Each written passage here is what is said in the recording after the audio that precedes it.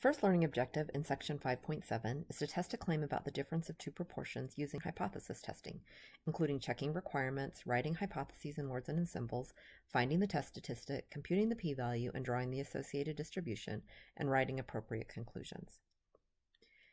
Differences of two proportions are used when you have a categorical response variable and two different groups that you are comparing. So for example, to test the effectiveness of a new drug designed to relieve flu symptoms, 200 patients were randomly selected and divided into two equal groups. One group of 100 patients was given a pill containing the drug, while the other group of 100 was given a placebo. What can we conclude about the effectiveness of the drug if 62 of those actually taking the drug felt a beneficial effect, while 41 of the patients taking the placebo felt a beneficial effect? Use alpha equals 0.05 to test whether the drug was more effective than the placebo. Part 1 says to write the null and alternative hypotheses in both words and symbols. So, using symbols, we'll do a null hypothesis. And we're going to use p's as our parameter because this is for categorical variables. And I'm going to write p with a subscript drug equals p with a subscript placebo. So the null hypothesis always has the equality in it, and the alternative hypothesis always has the inequality. So the alternative hypothesis is going to be talking about the proportion for the drug and the proportion for the placebo. But there will be an inequality in this, so a less than, a greater than, or a not equal to.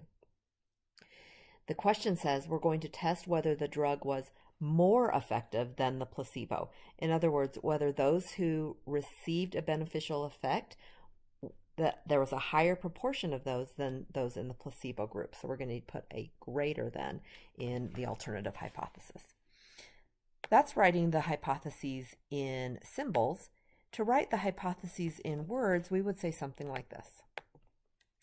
The null hypothesis is the proportion of patients who feel a beneficial effect is the same for those taking the drug and those taking the placebo. And then the alternative hypothesis would be that the proportion of patients who take the drug and feel a beneficial effect is greater than the proportion of patients who take the placebo and feel a beneficial effect. The next part of the question asks to report the test statistic. We'll do this in GeoGebra. So I've opened up the GeoGebra probability calculator and I've clicked on the statistics tab. We are going to do a test. This is a z-test for the difference of proportions. Our null hypothesis is that the two proportions are the same. So my P1 is the drug group and my P2 is the proportion for the placebo group. Notice that if I added P2 to both sides, I would get P1 equals P2 in this null hypothesis equation. The alternative hypothesis, as we just discussed, has a greater than in it. So now I need to enter the data for my drug group since I identified them as the first group. In the drug group, 62 out of 100 felt a beneficial effect. Oops, 100. And in the placebo group, 41 out of 100 felt a beneficial effect. There we go. And now you can see that the output gives us the test statistic, which is the Z. That's 2.97.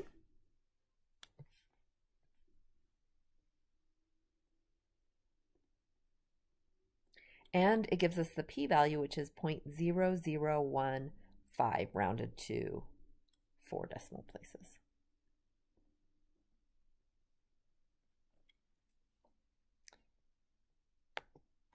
Have an extra parenthesis in there. I'll just get rid of that.